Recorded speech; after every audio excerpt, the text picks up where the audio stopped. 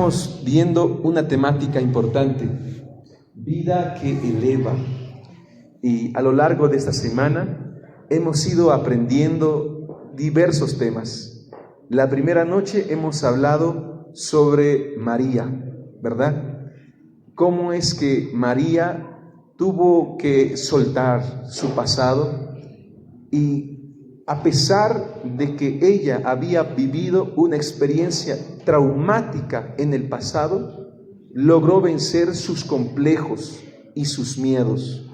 Y esto la capacitó para un día tener un amor único por Jesús.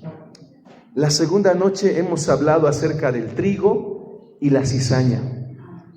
Y hemos visto que estos dos deben de formar parte, deben crecer juntos. Pero nosotros no debemos ser cizaña, debemos ser trigo. Y el día de ayer hemos hablado acerca de la fe. Que no importa que tengamos poca fe, siempre seremos recibidos y bienvenidos delante de Dios. Y saben, hermanos, en esta noche vamos a hablar sobre el perdón. Y el tema central va a girar en torno a cómo debe ser el perdón. Para lo cual quisiera que todos puedan abrir sus Biblias en el libro de Mateo, capítulo 18. Y vamos a dar lectura a los primeros versículos. Versículo 21 y versículo 22.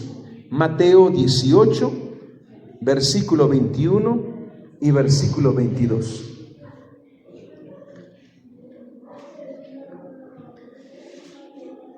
Los que lo encontraron pueden decir amén.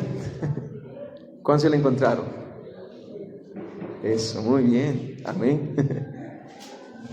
Y si ya lo encontraste, puedes compartir con el que está a tu lado la palabra de Dios, o ayúdale a encontrar el versículo, ¿ya?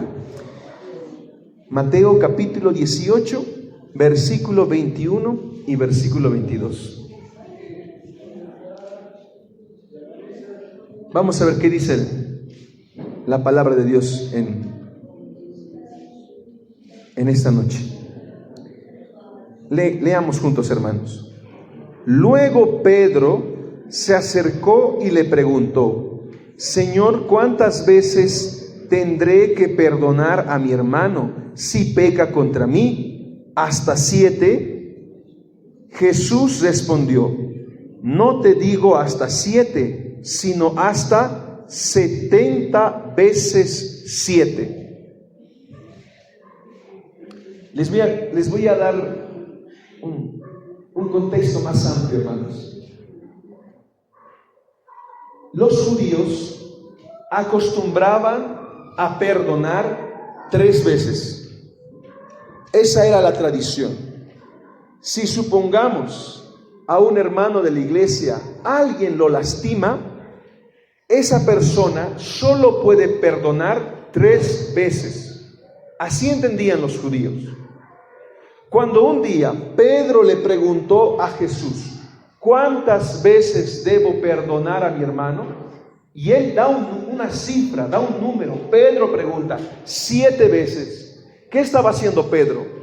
Pedro estaba multiplicando 3 por 2, que da 6. Y a este 6 le está agregando un número más, como dando a entender que 7 es la mayor cantidad de veces que podemos perdonar.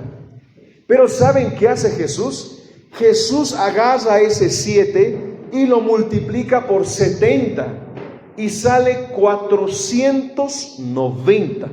Es decir, 70 veces 7. Ahora, si damos una interpretación literal, ¿saben qué podemos entender? Que Jesús solo nos perdona 490 veces. Y si así fuera, queridos hermanos, desde el 1 de enero hasta el 5 de mayo de la siguiente gestión, Jesús nos estaría diciendo: ya llegaste al límite, solo te puedo perdonar 490 veces. Pregunto, ¿será que Jesús estaba enseñando eso? Y la respuesta es no. Cuando Jesús dijo 70 veces 7, Jesús estaba haciendo entender que el perdón es ilimitado. Es decir, nosotros somos perdonados por Jesús por una infinidad de veces. Y Jesús dice que de esa manera debemos perdonar a nuestro prójimo. No solamente 3 veces como los judíos, no solamente 7 veces como pensaba Pedro, sino muchas veces. Y para poder dar esta enseñanza, Jesús contó la parábola de los 2 deudores. ¿Cuántos conocen esta parábola, hermanos? ¿Cuántos ya han leído la parábola de los 2 deudores? Ahí veo a nuestra hermana, aquí también veo que Karen la ha leído. Nuestra hermana José también ha leído la parábola de los 2 deudores. ¿Quieren conocerlo? Voy a contarles la parábola. Un día, un señor, o podemos decir un patrón, un cacique, tenía un siervo. El texto bíblico menciona que este siervo debía 10,000 talentos. Les voy a explicar. En la época de Jesús, hermanos, existían talentos, dracmas, y estos talentos y estos dracmas, ¿saben qué eran? Eran sistemas de medida. Les voy a explicar para que se entienda. Hace años atrás, cuando alguien del campo traía su papita y hacía trueque, intercambio, algunos cambiaban papa por naranja, otros cambiaban papa por manzana y hacían trueque. Pero en esa época, hace años atrás, no existía la romanilla, no existía la romana. ¿Qué se utilizaba? Unas piedritas de metal. Estas piedras de metal pesaban de 10, 15, 20 y 30 kilos. Para eso servía. De un lado colocaban la piedrita de metal que pesaba 15 kilos y del otro lado colocaban lo que estaban pesando. Si estaba al mismo nivel, significaba que esto de este lado también pesa 15 kilos. Los dracmas en la época de Jesús cumplían la misma función. Y saben, hermanos, 10,000 talentos, 10,000 talentos en nuestra época equivaldría a 34 kilos de oro. Y en la conversión que hoy en día manejamos, eso valdría 6,000 millones de dólares. En pocas palabras, este siervo en dólares, ¿cuánto le debía a su amo? 6,000 millones de dólares. Y quiero que entendamos esto, hermanos. En Bolivia no pasamos de los 11 millones de habitantes. Yo no te estoy hablando de 11,000 ni de 6,000, o de 6 millones. Te estoy hablando de 6,000 millones. Es muchísimo dinero. Y saben, hermanos, este siervo, ni trabajando toda su vida, iba a poder reunir 6,000 millones de dólares. Era imposible. ¿Qué hizo su amo? Cuando lo vio, le dijo: te perdono. Le perdonó una deuda que equivaldría a su vida entera. Y saben, hermanos, ¿qué nos enseña esto? Que el perdón que Jesús da es un perdón que no podemos comprar, que no podemos pagar. El pecado, hermanos, la paga del pecado es la muerte. Para que tú y yo podamos salvarnos, alguien tiene que morir en nuestro lugar. ¿Y sabes quién murió por nosotros? Jesucristo. Un día Barrabás fue llevado a la cruz del Calvario. Pero antes de ser llevado, Barrabás pasó por un juicio. Habían hecho una cruz con la medida de Barrabás, con la altura de Barrabás, con los brazos tamaño para los brazos de Barrabás. Habían hecho una cruz con las medidas para Barrabás. Pero cuando llegó el 14 de Nisán, Pilato tenía delante de él a Barrabás y a Jesús. Y el pueblo le dijo a Pilato: libera a Barrabás, crucifica a Jesús. Y ese día Jesús fue condenado a morir en la cruz de Barrabás. Los que leyeron los evangelios vieron que Barrabás cayó 3 veces cargando la cruz, mientras subía al monte la calavera. ¿Saben por qué Jesús cayó 3 veces subiendo al monte? Porque Jesús estaba llevando una cruz que no le correspondía. Jesús estaba cargando la cruz de otra persona. Y saben, hermanos, ¿saben por qué Jesús cayó tantas veces cuando subió al monte Calvario? Porque Jesús estaba llevando nuestra cruz. Tú y yo teníamos que morir en esa cruz, pero Jesús cargó nuestra cruz. Jesús cargó nuestros pecados y Jesús nos dio la vida para que podamos vivir. En la antigüedad se decía que para hacer un antídoto se necesitaba que una persona viva con el veneno. Les voy a explicar. Cuando crearon el antídoto del veneno de la serpiente, tuvieron que colocarle el veneno de la serpiente a una persona, y agarrando a esta persona, de esta persona que tenía la picadura de víbora, crearon el antídoto para la picadura de víbora, la picadura de serpiente. Hermanos, Jesús tuvo que morir para traer el antídoto para la muerte. Y el antídoto para la muerte es Cristo. Él tuvo que morir, tuvo que cargar con la consecuencia del pecado. Cuando Jesús contó esta parábola, estaba haciendo entender a la audiencia lo siguiente: tú no puedes salvarte, tú no puedes pagar tu deuda. $6,000 millones es muchísimo dinero.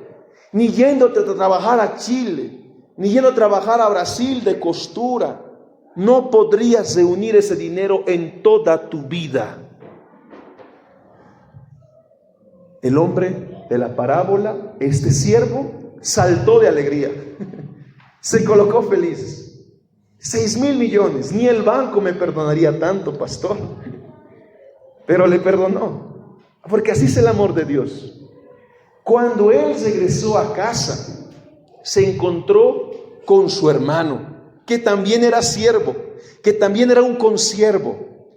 Pero la Biblia menciona que este hombre, este amigo, llegaba a deberle en un monto de denarios. Y estos denarios que el amigo le debía a este otro siervo, en la moneda actual sería $2,500. Pero dice que cuando este hombre, este siervo, encontró a este otro siervo, le agarró de la camisa, le agarró del cuello, le empezó a apretar y le dijo: págame lo que me debes.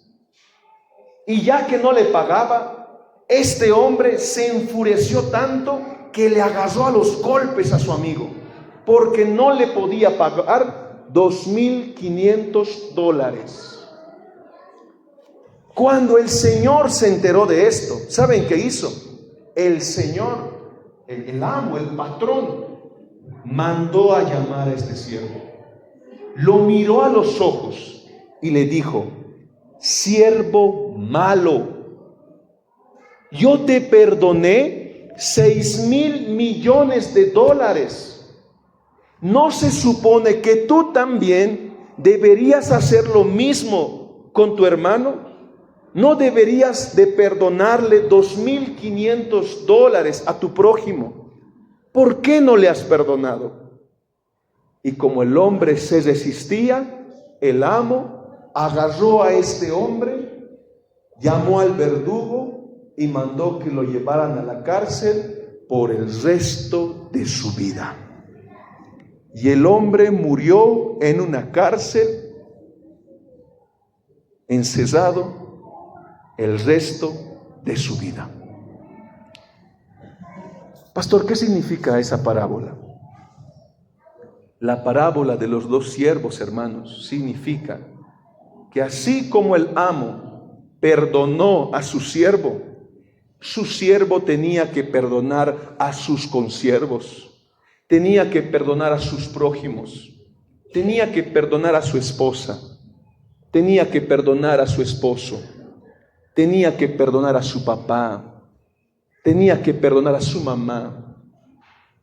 Este siervo, ¿saben qué tenía que hacer, hermanos? Este siervo tenía que perdonar a su jefe por todas las veces que lo gritaba. Este siervo, ¿saben qué tenía que hacer? Tenía que perdonarle a su amiguito de la escuela, a su amigo de la universidad. Pero ya que no tuvo el valor de perdonarlo, sino que se enojó y se fue en contra de esa persona, tuvo que vivir en un calabozo, tuvo que vivir en una cárcel. Hermanos, ¿saben? Cuando nosotros no perdonamos, vivimos en un calabozo. Nuestra vida se torna dolorosa, nuestra vida se torna triste, gris. Las cárceles en la época de Jesús estaban cubiertas de humedad, paredes negras, agua corriendo por el suelo, ratas, ratones caminando en los rincones, techos goteando de agua. Eran así esas cárceles. Hermanos, cuando no perdonamos, vivimos en lugares así. No podemos caminar tranquilos porque no podemos saludar a ciertas personas. Ahí vive la familia X, no voy a pasar por allí porque con esa familia hace años nos hemos peleado. Allá vive mi compañero de curso fulano, no puedo caminar allí porque por allí vive él y si me ve no lo quiero encontrar. Hermanos, vivimos una vida triste, una vida de agonía, cuando no podemos perdonar a nuestros semejantes. Quiero contarles una historia y voy a abrirles un poco mi corazón, hermanos. Cuando yo tenía 10 años, me tocó vivir una situación muy difícil en mi familia.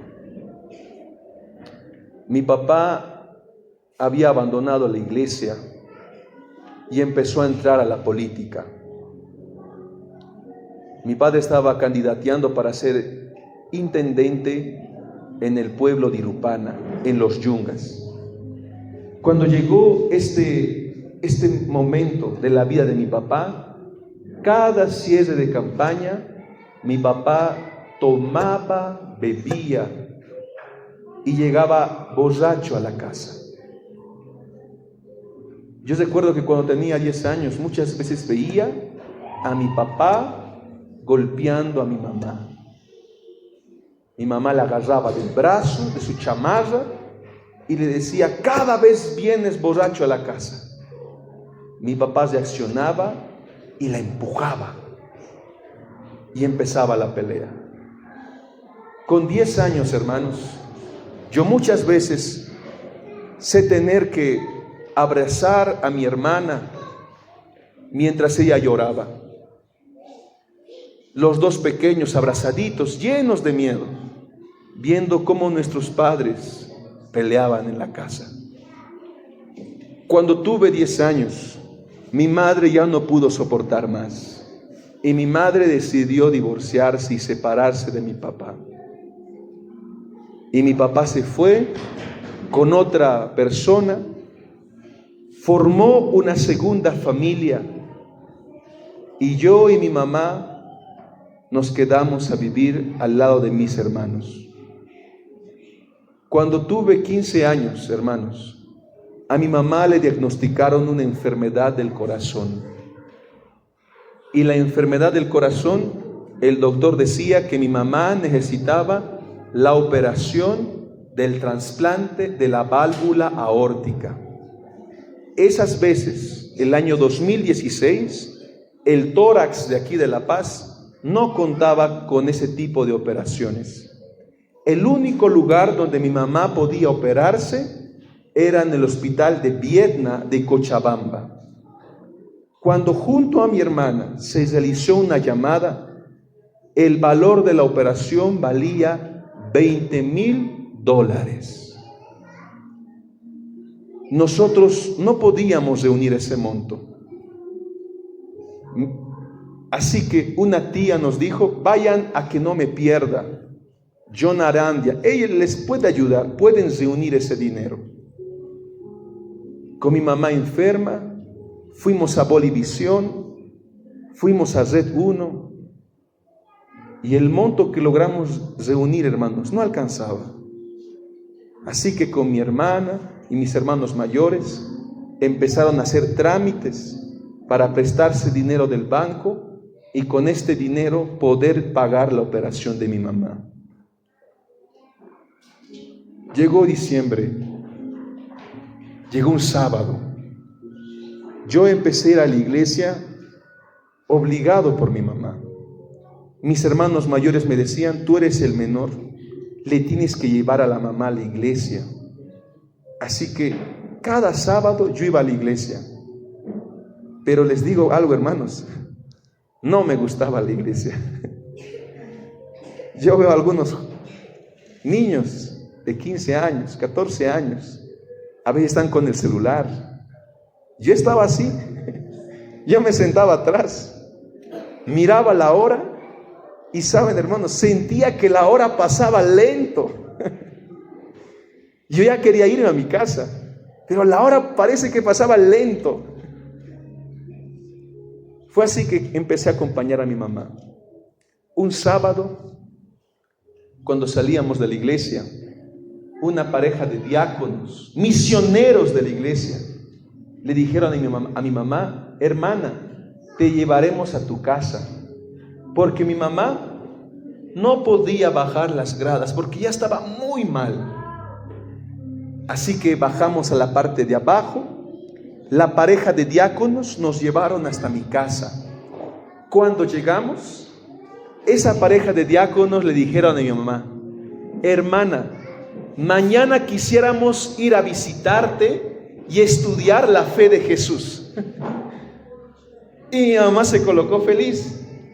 Me miró, mi mamá me dijo, hijo, hay que limpiar la casa, hay que ordenar la sala, hay que limpiar toda la casa. Mañana van a venir los hermanos y vamos a estudiar la Biblia.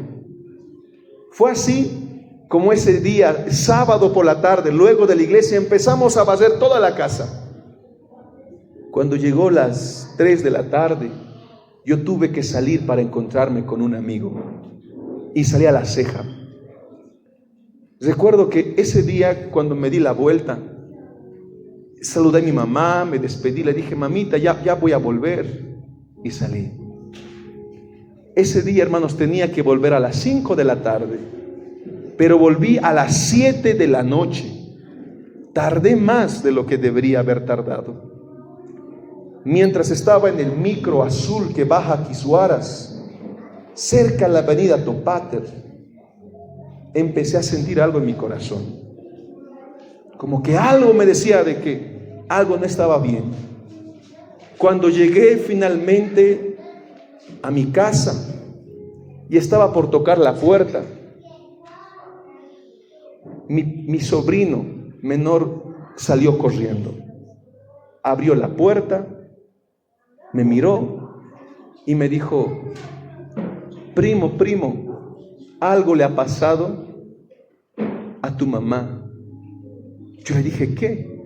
Si algo le ha pasado, ven, me dijo. Y fui corriendo detrás de él. Cuando abrí la puerta del cuarto donde dormíamos yo y mi mamá, abrí la puerta, encontré a todos mis tíos reunidos ahí sentados.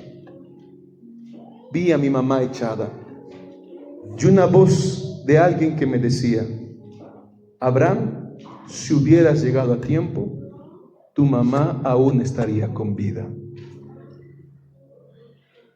Me desesperé, fui corriendo, le empecé a apretar del pecho.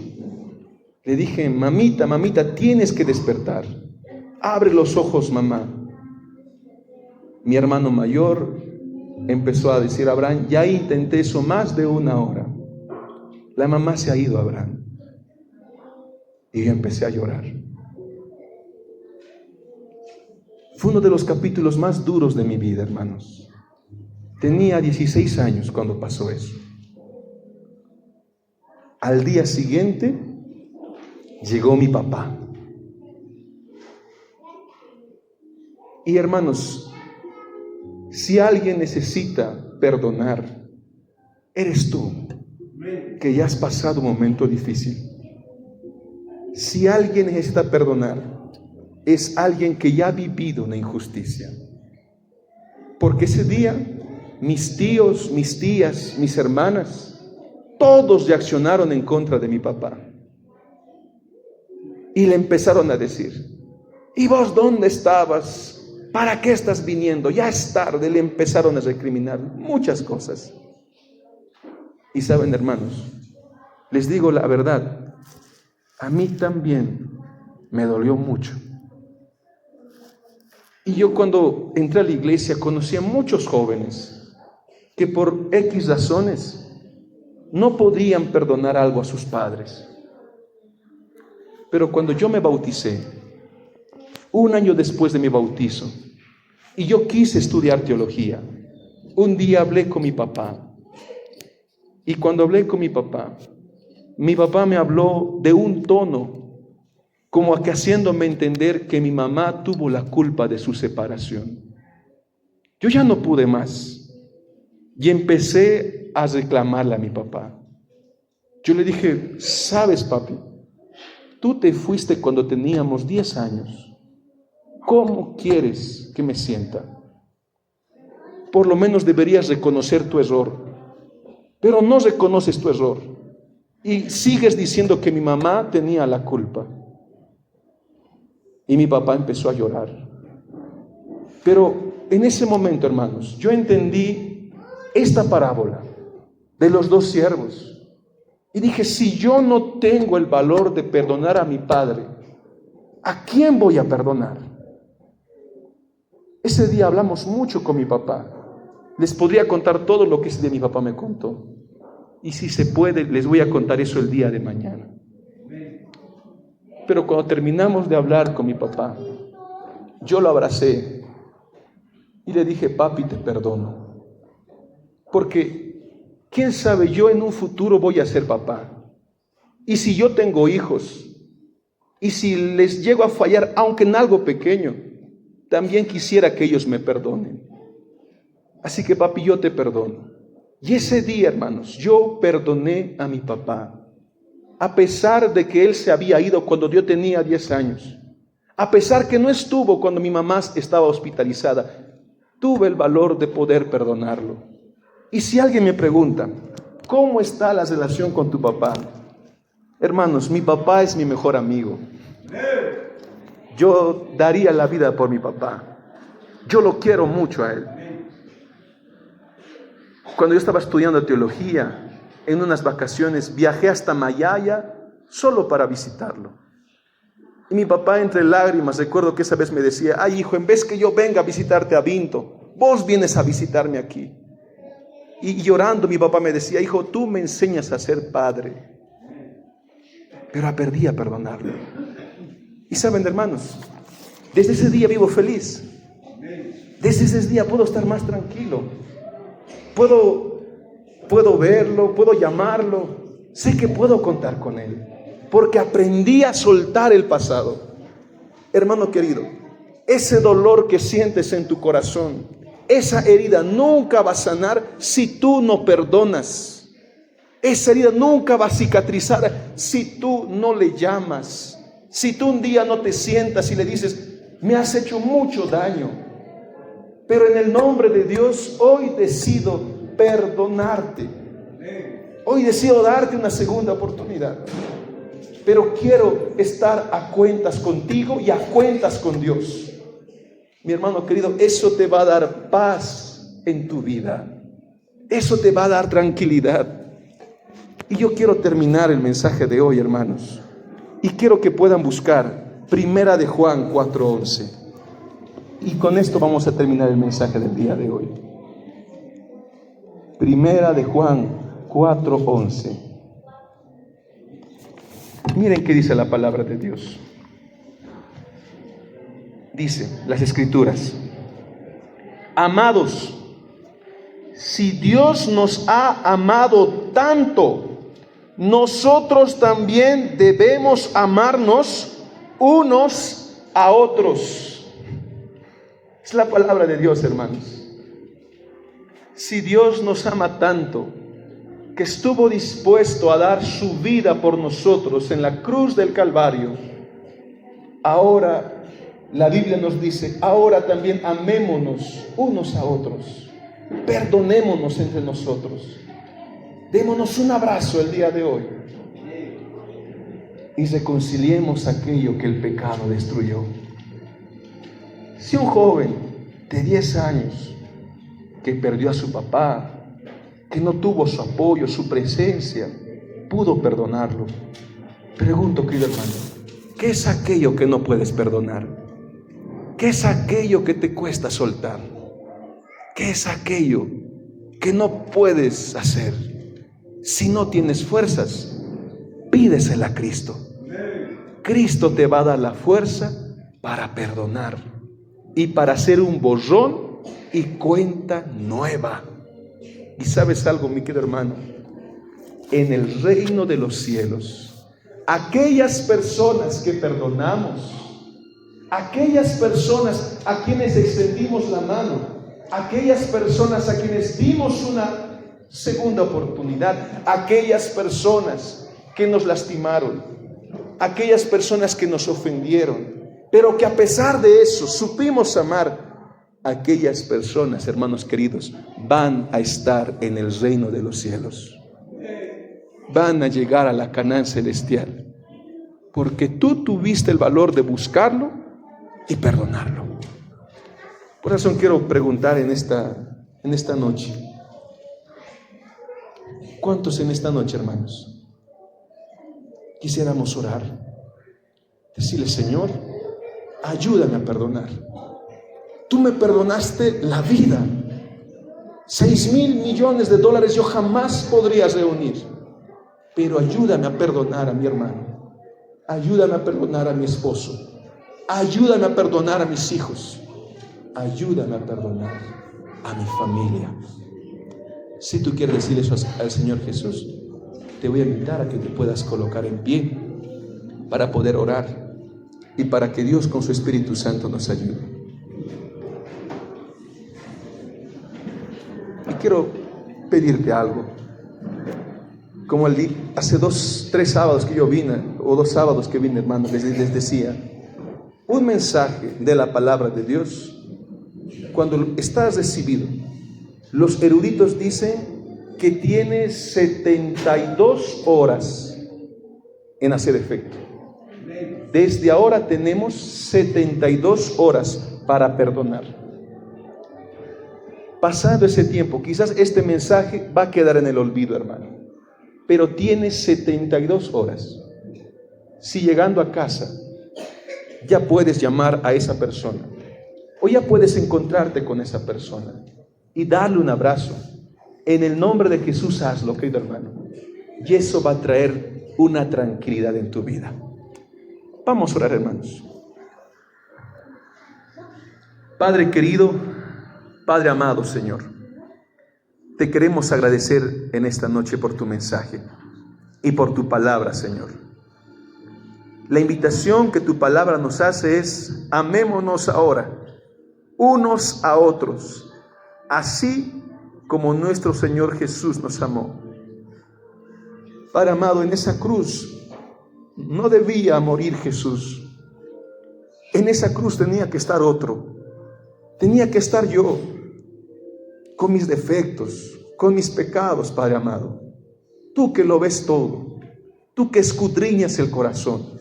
Yo debía estar en esa cruz.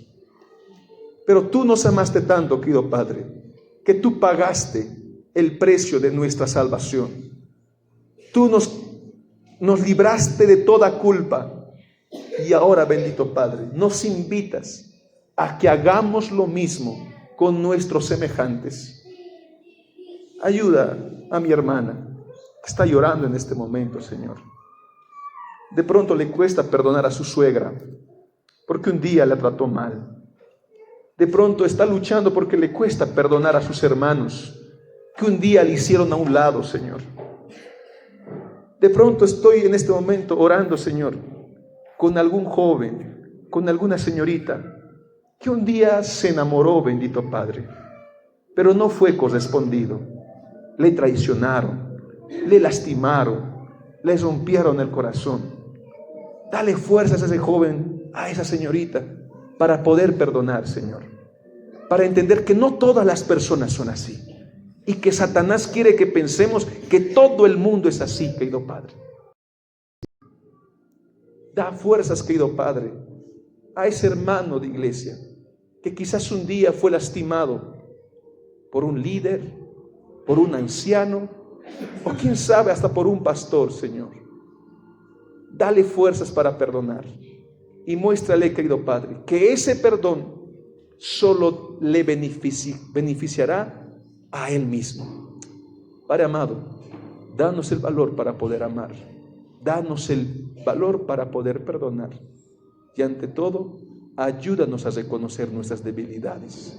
Somos polvo delante de ti, mas así nos amas, a pesar de lo que somos.